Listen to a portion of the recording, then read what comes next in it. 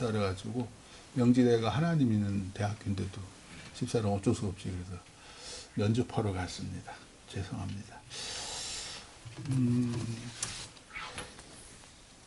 우리가 교회를 이제 본격적으로 이제 건축을 해야 될 때가 서서히 다가와요. 뭐 돈이야 풍족하면, 그 자금이 풍족하면 어떤 교회는 빚 하나 없이 졌다는 교회도 있던데, 그러면 참 좋겠지만 그렇지 못합니다. 그렇지 못해서 때로 성도들에게 큰 부담이 될 수도 있고, 때로 우리 교회 전체가 또 은행에서 대출을 받아야 되는 그런 일도 있고, 왜 우리는 그렇게 해서까지 교회를 건축을 해야 될까? 저도 참 많이 생각을 했어요. 뭐 어떤 교회는 성전 없는 교회들도 제법 있잖아요. 오히려 부흥만 잘하던데, 뭐 그런 데도 다 성전이 있어요. 교회가 없고 큰 건물들이 다 있더라고요. 하여튼 이런 거 저런 걸 떠나서 오늘 장로님 기도해 주신 대로 교회가 나의 삶입니다. 내가 이 세상에서 참 작은 사람들이잖아요. 우리가 참 이 세상에서는 정말 낮고 비천하고 내가 뭐 낮아 이런 분도 있겠지만, 우리가 이 세상에 나가서 참 작은 모래알 같은 존재들인데, 교회를 통해서 하나님의 능력과 은혜로 우리가 세상을 향해서 외치는 거예요. 구원받아라 얘들아. 진짜 복은 여기 있다. 그래서 우리가 교회에서 맡은 직분에 감사하고, 이 직분을 통해서 하나님께는 영광을 돌리고 세상에는 하나님께 받은 그 은혜를 세상에 전하는 거예요. 그 통로가 교회예요. 안 그러면 이 작은 사람이 어디 나가서 뭐 하나님이 있어 입이라도 뻥끗 못하죠. 여러분 친구 만나서 아주 친한 친구 아니면 말 못하잖아요. 거리에 나가서 뭐 전단지 비슈비슈 열심히 전단지 나눠줘도 받지도 않더구만요. 쿠폰 있다 그래도 지하철 앞에서 아줌마들 막 아무도 안 받아요. 저는 받아요, 꼭. 그렇게 이제 이 양반이 얼른 퇴근하실 거예요. 저는 꼭 받아요.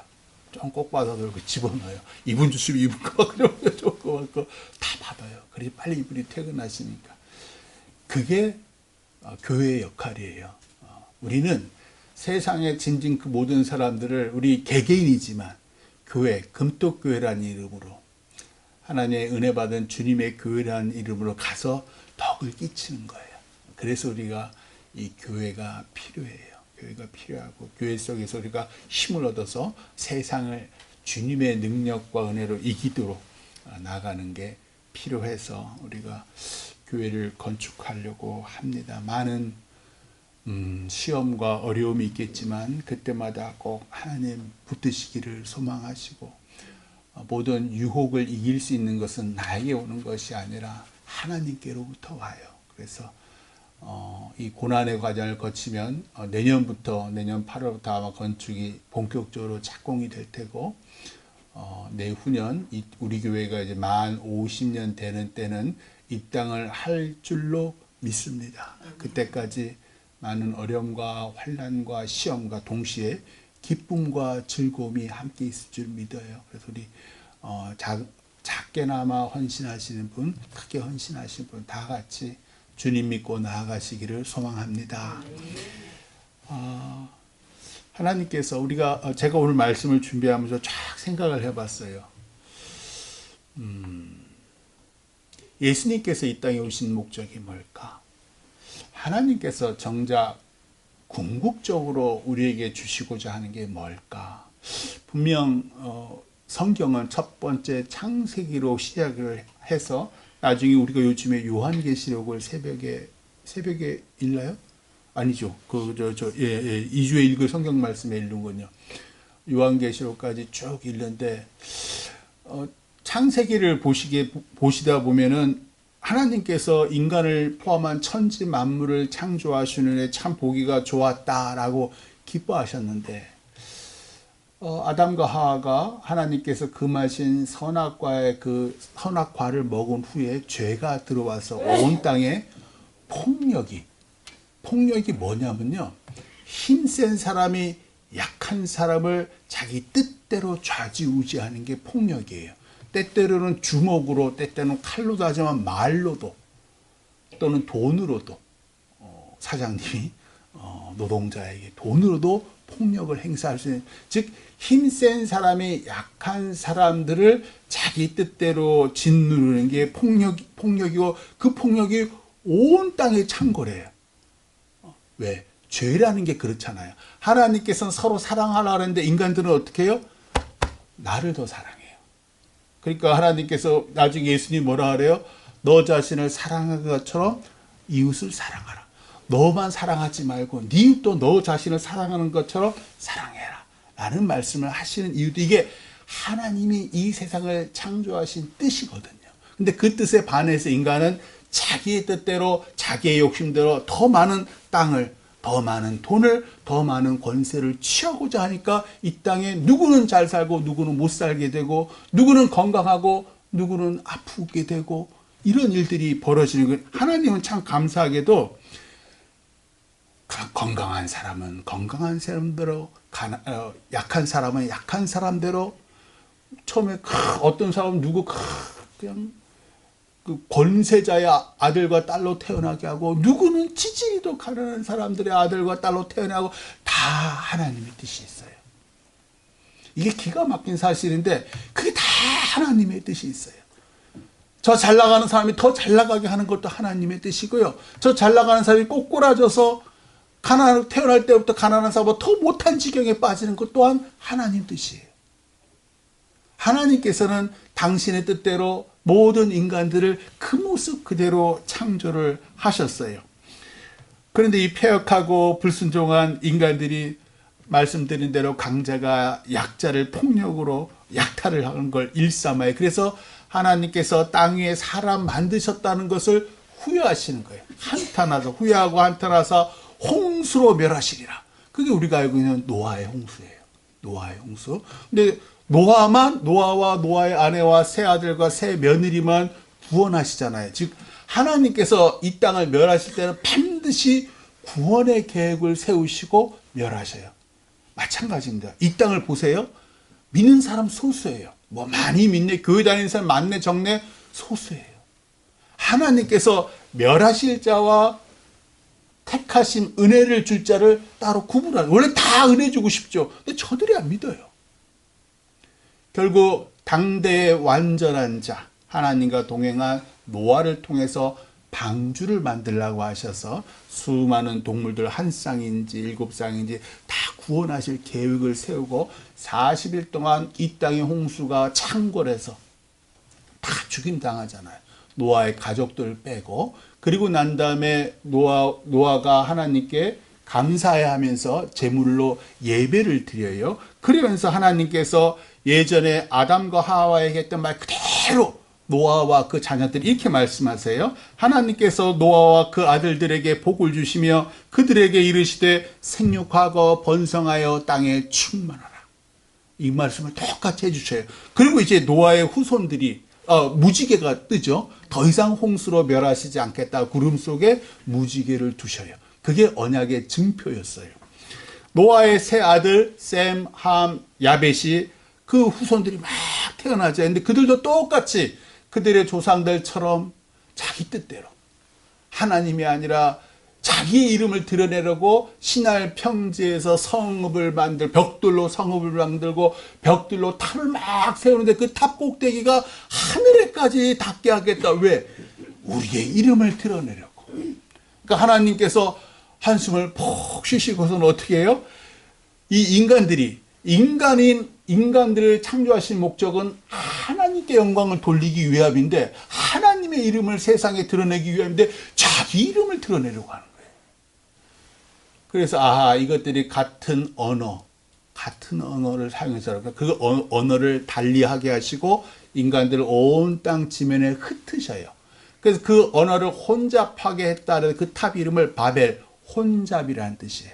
그래서 혼잡한 탑, 그래서 바벨 탑이라 저주하신 거예요. 그리고 언어도 다르게 온 땅 지면으로 흩으셔요. 그리고 난 다음에 노아의 첫째 아들 셈의 족보가 창세기에 등장을 해요. 그러면서 쭉 나오면 나중에 아브라함이 등장하고, 갈대아 우리에 살던 아브라함이 75세에 하나님께 부르심을 받아요. 그리고 가나안 땅으로 이런저런 고난도 있었어요. 그리고 분명히 하나님께서 내 씨로 바닷가의 모래처럼 하늘의 별처럼 많게 해주시다 했는데 99세가 되도록 아무 일이 없는 거예요. 그러니까 어떻게 해서 이슬람, 그렇죠? 이슬람, 그 애굽의 여종 하갈로부터 낳은 그 아이를, 이스마엘이죠. 이스마엘을 내 새끼로 주신가 보다라고 하면서 하나님께서 99세 아브라함에게 임하셔서 이렇게 말씀하셔요. 내가 너와 네 후손에게 네가 거류하는 이 땅 곧 가나안 온 땅을 주어. 자, 보세요. 네가 거류하는 이 땅이에요. 네가 소유한 이 땅이 아니에요. 너는 지금 방황하고 있어요. 땅 한 평 없어요. 거류하는 이 땅 곧 가나안 온 땅을 주어 영원한 기업이 되게 하고, 이때만 해도 땅을 주신다고 약속을 하셨어요. 나는 그들의 하나님이 되리라. 너와 네 후손들의 하나님이 되리라. 라가 창세기 17장 8절 말씀이에요.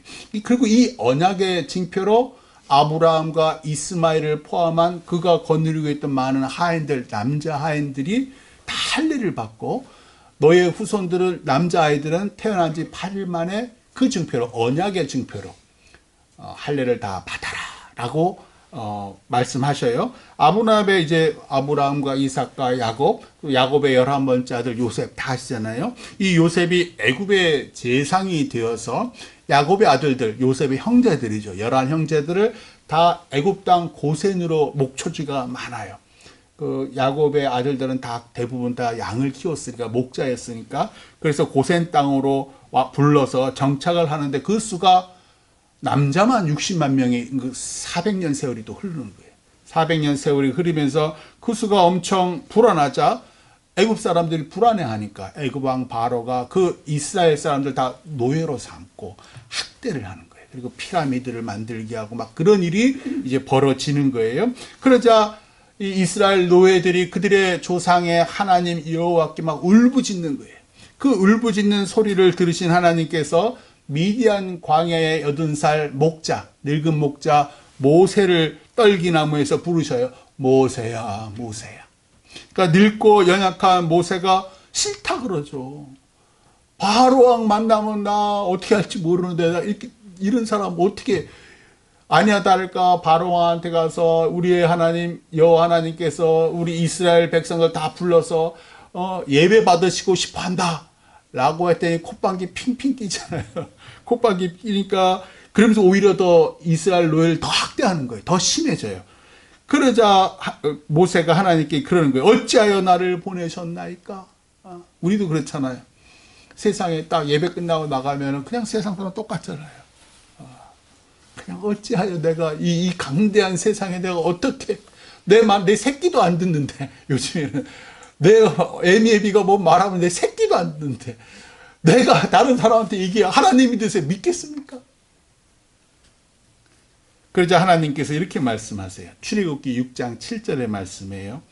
너희를 내 백성으로 삼고 나는 너희의 하나님이 되리니 나는 애굽 사람의 무거운 짐 밑에서 너희를 빼낸 너희의 하나님 여호와인 줄 너희가 알지라 라고 약속하셔요.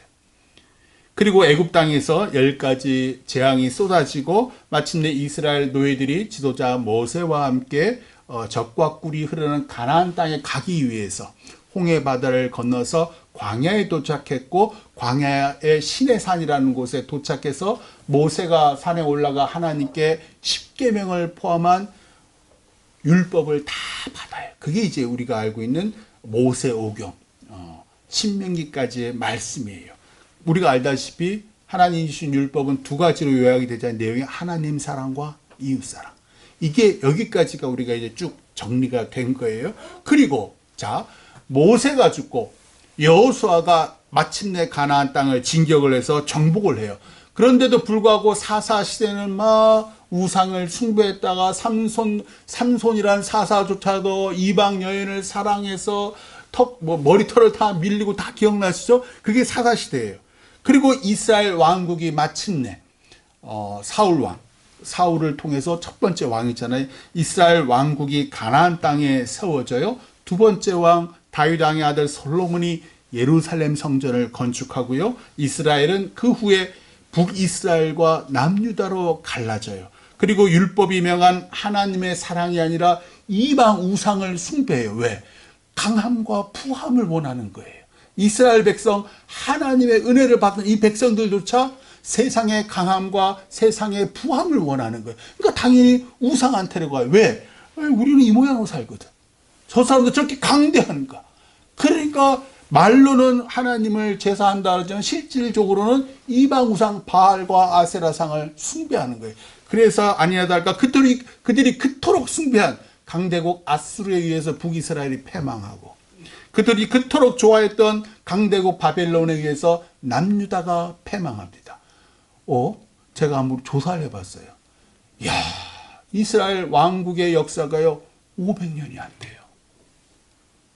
그 많은 왕들이 다 그렇게 왕들은 많이 했는데 죽이고 500년이 안 돼요. 즉 이스라엘이 자체의 왕국을 가진 것은요, 오늘날 보는 그 이스라엘 빼고, 오늘날 보는 그 이스라엘도 1948년에 건국이 된 거예요.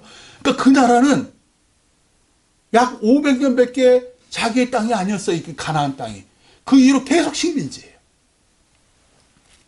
남유다 말기의 선지자 예레미야에게 하나님의 말씀이 임하셔서 남유다의 멸망과 포로 생활을 예언하신 후 그들이 70년 만에 가나안 땅 야곱의 장막으로 돌아오리라 약속하세요. 그게 예레미야서 30장 22절. 그때 너희는 내 백성이 되겠고 나는 너희들의 하나님이 되리라. 지난 주일 알아본 것처럼 이 언약은 아브라함과 모세에게 주시던 할례와 율법을 통한 옛 언약이 아니라, 기억나시죠? 그들의 생각에 두며 마음에 기록한 새 언약이다. 이 히브리서 기자도 똑같이 인용을 하잖아요. 원문은 이래요. 예레미야서 31장 31절로 34절 잘 들어보셔요. 여호와의 말씀이니라. 보라, 날이 이르리니 내가 이스라엘 집과 유다 집에 새 언약을 맺으리라. 이 언약은 내가 그들의 조상들의 손을 잡고 애굽 땅에서 인도하여 내던 날에 맺은 것과 같지 아니할 것은. 이제 구약과 신약이 이렇게 차이가 딱 나는 거예요. 내가 그들의 남편이 되었어도, 이스라엘의 남편이 되었어도 그들이 내 언약을 깨뜨렸습니다. 결혼 생활이 파탄이 난 거예요. 왜? 이 신랑 말고 다른 신랑을 찾아가는 거예요. 여호와의 말씀이리라. 그러나 그날 후에 내가 이스라엘 집과 맺을 언약은 이러하니 곧 내가 나의 법을 그들의 속에 두며 그들의 마음에 기록하여 나는 그들의 하나님이 되고 그들은 내 백성이 될 것이라. 여호와의 말씀이니라. 지금 무슨 얘기예요? 할례, 율법 다 필요 없다는 거예요. 너희들의 마음과 너희의 생각에 내 법, 하나님의 사랑을 두고 기록하겠다. 그들이 다시는 각기 이웃과 형제를 가르쳐 이르기를 너는 여호와를 알라 하지 아니하리니 이는 작은 자로부터 큰 자까지 다 나를 알기 때문이라. 저들이 비록 세상 사람들 하나님을 믿지 않아도 뭔가가 있는 걸 알아요. 그러니까 믿지 않아도 뭐라 그래요? 어이구, 우리 아버지 죽어서 천국 갈 거야. 믿지 않아도 어떻게 천국을 갑니까? 근데 뭔가가 있다는 건 아는 거예요. 영혼이 있다는 건 알아요. 육신이 살아있을 땐 그래요. 지 잘났을 때는 아이 죽으면 끝이지 뭐. 근데 막상 지가 죽으려고 그래요. 그럼 뭐라 그래요? 아이고 하늘나라 나 가고 싶어. 이병철이가 그랬잖아요. 삼성 창업주 이병철이가 그랬잖아요. 그들도 알아요. 내가 그들의 다시요. 이는 작은 자로부터 큰 자까지 다 나를 알기 때문이라. 내가 그들의 악행을 사하고 다시는 그 죄를 기억하지 아니하리라. 여호와의 말씀이니라. 새 언약. 우리의 마음과 생각에 기록된 하나님의 법, 하나님 사랑과 이웃 사랑, 예수 그리스도의 피입니다. 우리 지난주 성찬식 했지만 예수 그리스도의 피, 그 피로 내 악행이 사함받고 그 피로 내 죄를 기억하시지 않는다는 하나님의 새 언약. 그런데 현실 세상은 그리스도인에 대한 조롱과 비방과 환난의 연속이에요. 오늘 말씀 히브리서를 듣고 읽는 그 1세기 히브리계 그리스도인들, 유대계 그리스도인들, 유대인이죠. 그들이 헬라인들, 로마 사람들에 의해서 조롱과 비방과 환난을 당해. 오늘 말씀은 거기에 대한 내용이에요. 1세기에 유명한 유대인 철학자라는 필로라는 사람이 있어요. 필로 또는 필론이에요. 주 38년경 그가 살던 알렉산드리아, 이게 오늘날로 치면 이집트예요. 이집트. 이름도 바뀌었죠. 알렉산드리아가 아니라 카이로인가로 바뀌었어요. 알렉산드리아에서 헬라인들이 로마 황제를 하나님, 신으로 받들지 않는 그리스도인들을 반역자라고 규탄하며 폭동을 일으켜서 수많은 그리스도인들이 학살당했다라고 기록을 해요. 이 사람은 유대계 철학자예요. 뿐만 아니라 주후 49년, 예수님 태어나신 후 49년에 로마 제국의 수도 로마에 살던 그리스도인들도 황제 글라우디오에 의해 추방당합니다. 그게 사도행전 18장 2절에 이렇게 기록되어 있어요. 글라우디오가 모든 유대인을 명하여 로마에서 떠나라 한 고로. 이게 사실이에요. 이게 주후 49년의 일이었어요. 당시 로마의 역사학자 수에토리우스는 이렇게 썼어요. 이 추방령은, 황제의 추방령은 그리스도에 의해 촉발된 유대인들의 계속되는 소란 때문이었다. 이 유대인은 누구예요? 유대계 그리스도인들이에요. 기독교라는 신흥 종교를 믿는 자들이 로마 제국 내에서 전염병과 같은 폐해와 소란을 일으킨다. 어떤 폐해와 소란이냐면 예수라는 사람이 십자가에서 죽었는데 부활했다는 것이다. 부활은 예수의 시체를 훔쳐간 제자들이 퍼뜨린 헛소문인데 이것을 부활로 믿고 무덤을 훼손하고 약탈하는 그리스도인들이 있다. 황제를 생각해 보세요. 가뜩이나 황제를 하나님으로 섬기지 않는 괘씸죄에다가 거기다가 예수가 부활했다고 가르쳐서 온 로마 제국에 있는 식민지당 모든 무덤을 저것들이 훼손한다 라고 더 씌운 거예요. 누명을 씌워버립니다. 그러면서 황제가 로마 시내에서 모든 유대인들은 다 그런 줄 아는 거예요. 사실 그리스도인들만 부활을 믿는데 다 추방을 합니다. 약 2만 5천 명이 추방당합니다.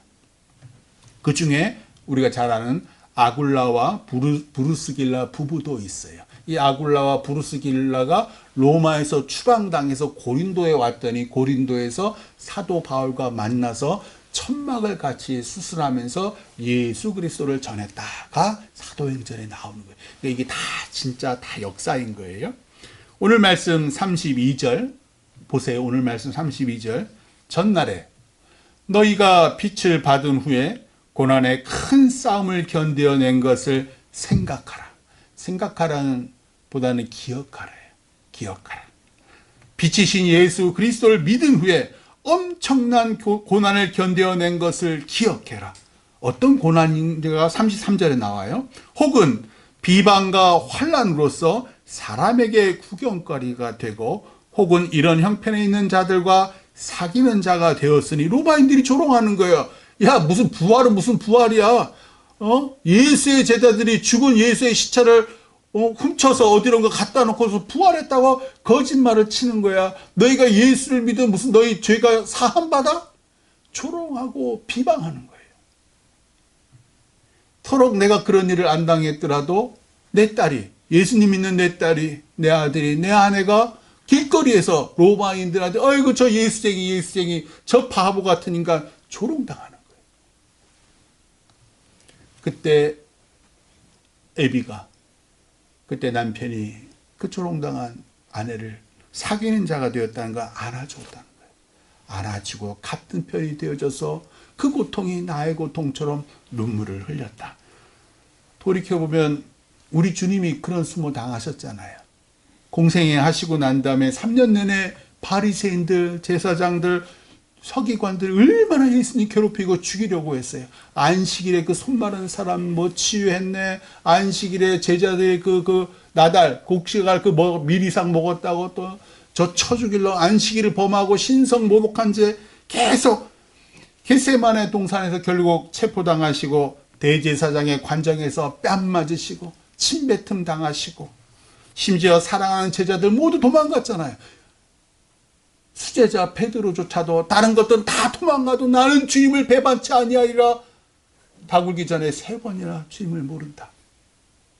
심지어 아버지 하나님께도 버림받으신 우리 예수님, 비방과 환난으로서 사람에게 구경거리가 되신 나의 주 예수님, 오늘 말씀 34절, 너희가 갇힌 자를 동정하고 너희 소유를 빼앗기는 것도 기쁘게 당한 것은 더 낫고 영구한 소유가 있는 줄 알미라.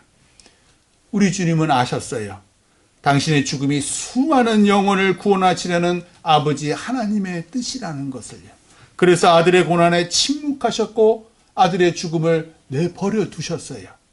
아들이 죽어야 인간들이 수만 년 동안 쌓아온 추악한 죄악에 깨끗이 씻겨지니까 살인죄, 강간죄, 간음죄, 도둑질, 사기, 거짓말, 교만, 위선, 위증, 숱한 죄들. 주 49년 로마에서 그리스도인들은 예수님을 믿는다는 이유로 추방당하고 재산을 압류당합니다. 우리도 왜 인민군이 왔을 때 또 인민군 안 왔어도 그 북한에 계셨던 그 기독교 그리스도인들 다 내려왔잖아요. 왜? 뻔하니까. 얼마나 큰 고난이 당할 줄 아니까. 로마 군인들과 헬라인들이 그리스도인들을 감옥에 가둔 후에 집을 약탈했는지, 아니면 황제가 아예 재산을 압류하라고 했는지 아직 정확하게 알 수 없으나 오늘 말씀에 의하면 로마에 있던 그리스도인들이 감옥에 갇혔고 소유를 빼앗겼음을 알 수가 있어요. 그런데 놀라운 건 그들이 예수님처럼 감옥에 갇히고 소유 빼앗긴 것을 기뻐했다. 그렇게 증거를 하잖아요. 너희가 갇힌 자를 동정하고, 예수 믿는다고 감옥에 갇힌 자를 동정하고 같이 슬퍼하고 아파하고 너희 소유를 빼앗기는 것도 기쁘게 당한 것은 더 낫고 영구한 소유가 있는 줄 알미라. 믿었던 거죠. 아들 예수님께서 십자가에 죽임당하시고 부활하시고 승천하셔서 하나님 보좌 우편에 앉으셨다. 나도 이 땅에서 예수님처럼 조롱당하고 배척당하고 빼앗기고 심지어 죽임을 당한다면 나의 죽음을 통해서 저 사람도 예수를 믿지 않을까? 예수님도 그것 때문에 십자가에서 죽으셨으니까 나를 통해서 저 사람도 예수님을 믿지 않을까? 그러면 아버지 하나님께서 예수님에게, 아들 하나님에게 주신 보좌 우편의 그 큰 상을 나에게도 주시지 않을까?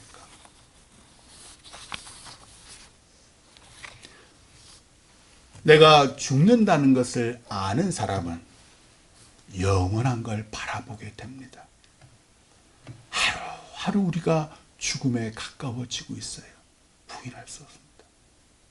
20대든 30대든 70대든 80대든 우리가 죽는 날은 모르지만 죽음에 매일매일 가까워지고 있어요. 즉 영원하신 하나님을 만난 날이 날로 가까워지고 있어요. 그래서 생명이 있는 동안에 더 정직하자, 더 선하게 살자, 최선을 다해 살자. 왜? 하나님께서 나를 바라보시고 나를 칭찬하실 거니까. 축구 선수였다가 지금 해설하는 이영표가 생각이 내가 된다라는 책을 썼어요. 그 책에서 자기가 캐나다 밴쿠버에 살 때 25살 청년을 알고 만났대요. 이 청년이 죽을 병에 걸렸대요. 무슨 병인지는 책에서 얘기하지 않아요. 왜냐하면 이 청년의 얘기를 쓰는 걸 동의를 받지 않았기 때문에. 그래서 어쩔 수 없이 한쪽 파, 오른쪽 팔을 잘라냈답니다. 오늘날 이 청년의 어머니로부터 급한 전화 연락을 받고 병원으로 갔대요. 이 청년의 마지막 소원이 믿지 않는 아버지를 전도하는 거. 늘 자주 얘기했대. 그래서 이영표가 한국에서 사온 성경책을 들고 병원으로 막 달려가서 성경책을 전해주면서 네가 아버지께 드리는 선물이니까 네가 하고 싶은 말을 성경책에 쓰는 게 좋겠다. 그랬더니 그 청년이 오른손 제비인데 오른팔을 잘렸잖아요. 형이 대신 써줘.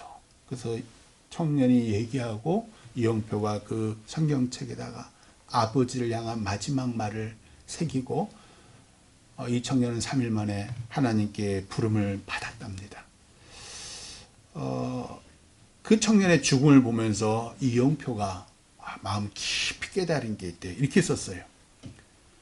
죽음이라는 것은 우리가 내쉬었던 숨을 다시 들이마시지 못하는 것이다. 죽음은 그렇게 우리의 삶 아주 가까이 있다.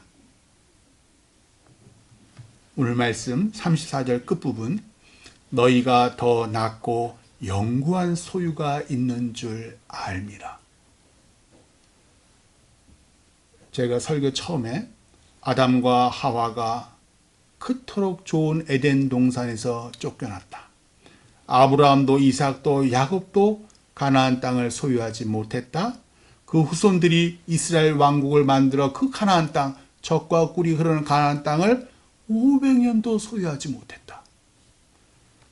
예수님 시대에도 이스라엘의 소유가 아니라 로마 제국의 소유였습니다.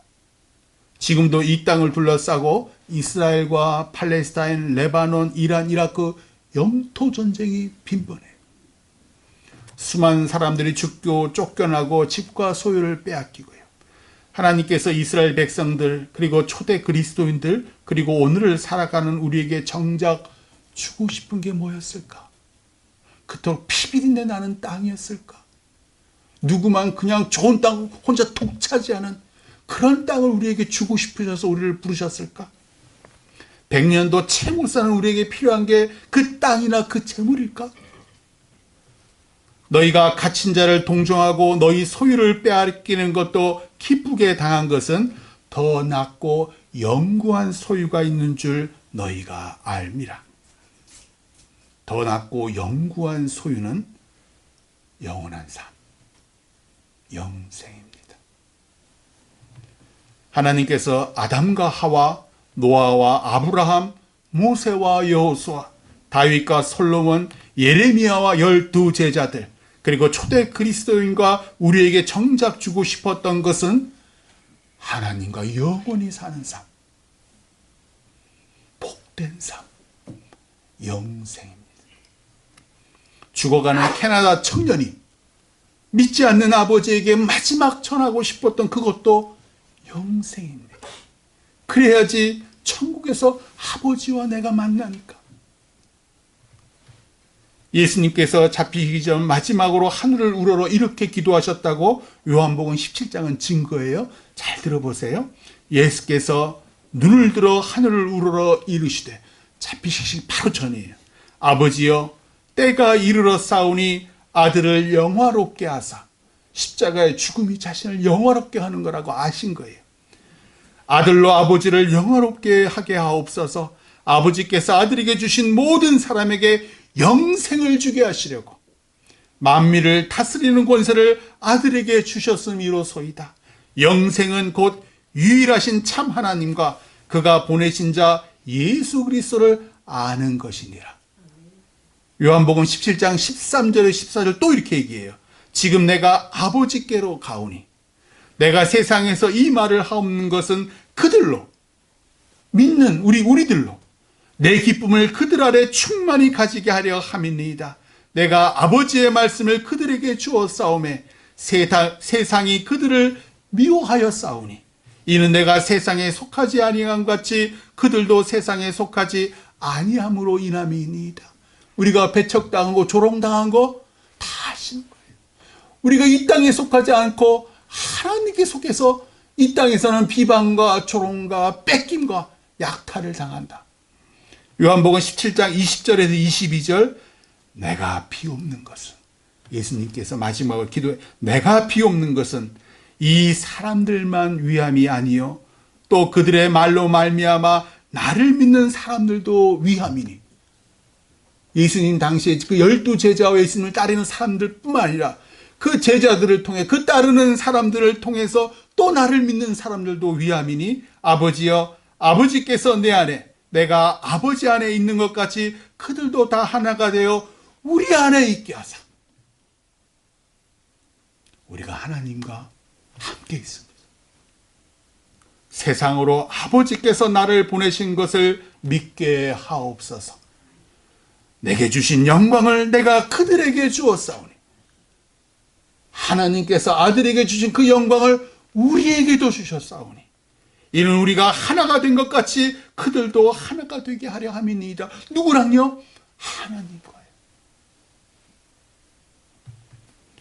오늘 말씀 히브리서 10장 35절 그러므로 너희 담대함을 버리지 말라. 너희의 믿음을 버리지 말라.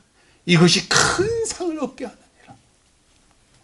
하나님의 아들 예수님이 이 땅에 오셔서 우리를 죄에서 구원하시려 십자가에서 죽으심으로 우리는 주님의 영광을 받았습니다.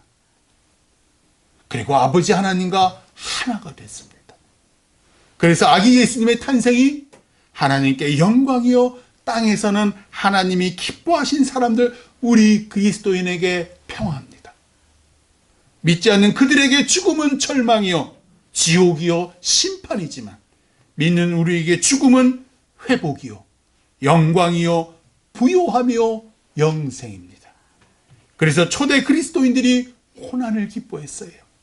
그래서 우리도 고난에 낭망하지 않아요. 왜냐하면 하나님께서 우리에게 큰 상, 더 낫고 영구한 소유, 구원과 영생을 약속하셨기에 이 믿음 꼭 붙잡고 세상 사시기를 주님의 이름으로 축원합니다. 기도하겠습니다.